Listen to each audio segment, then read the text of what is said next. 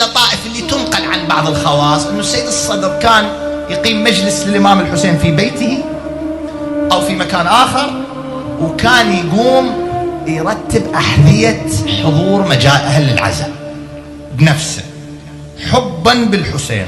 العلاقة مع الحسين إخواني هي منجية. كل اللي وصلوا إلى الله وصلوا عن طريق من؟ وصلوا عن طريق الحسين.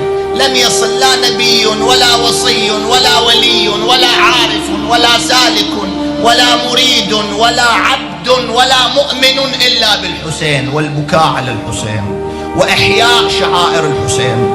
فاعتنوا بالحسين واعتنوا بشعائر الحسين وابكوا على الحسين، فإن للباكين على الحسين مقام لا يعلمه إلا الله، ولا يمكن أن يصل الإنسان إلا بالحسين، ذلك الحبيب العزيز الذي أعطى كل ما يملك لله، ذلك الذي قطعوه إربا في سبيل الله.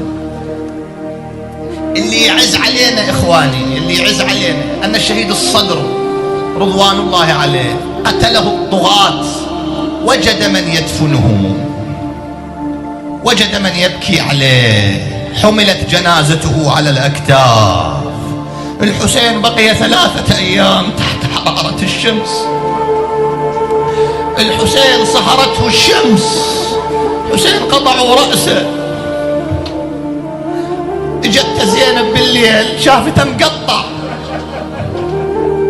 أويل عليك أبا عبد الله قالت له أنت الحسين؟ أنت ابن والدي؟ معقولة أنت هذا حالك؟ قالت لك